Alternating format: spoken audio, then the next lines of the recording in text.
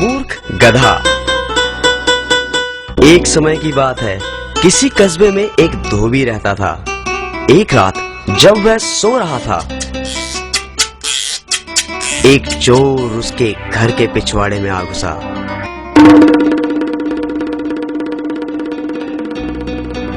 धोबी का एक कुत्ता और एक गधा वहां एक खूंटे के साथ बंधे हुए थे।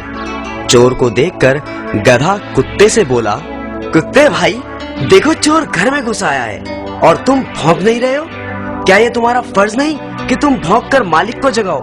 यदि तुम ऐसा नहीं करोगे तो चोर चुपचाप चोरी करके यहाँ से रफू चक्कर हो जाएगा। बात तो तुम्हारी ठीक है, परंतु तुम तो जानते ही हो मैं दिन रात मालिक के घर की चौकीदारी करता हूँ और तुम भी कोई कम काम नहीं करते, परंतु हमें मिलता ही क्या है? हमें ढंग से पूरा भोजन तक नहीं दिया जाता। ये बात तो तुम ठीक कह रहे हो, परंतु कुछ नहीं। मैंने तो सोच लिया है, मैं आज नहीं भौंकूंगा। मालिक को जब तक हानि नहीं होगी तब तक वो मेरी कदर नहीं करेगा। देखो, ऐसे आड़े वक्त में ऐसी बात सोचना गलत है। मुसीबत के समय अपनी मांग रखना उचित नहीं। मैं उचित अनुचित कुछ नहीं जानता। मैंने तो जो कह दिया सो कह दिया। ऐसे मालिक का भी क्या करना जो अपने काम से ही काम रखे, लेकिन हमारा ध्यान बिल्कुल ना करे। गधे को गुस्सा आ गया।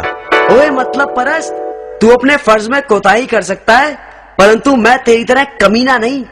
लगता है मुझे ही कुछ करना पड़ेगा। और गधा जोर जोर से रैंकने लगा। गहरी नींद में सोए हुए धोबी की नींद गधे के रैंकने की आवाज से खुल गई। वो गुस्से से बिस्तर से उठा और जाकर लाठी से गधे को जोर जोर से पीटने लगा। पिटाई इतनी बुरी तरह से हुई कि कमजोर गधे ने वहीं अपने प्राण त्याग दिए। तो बच्चों, समझे कुछ?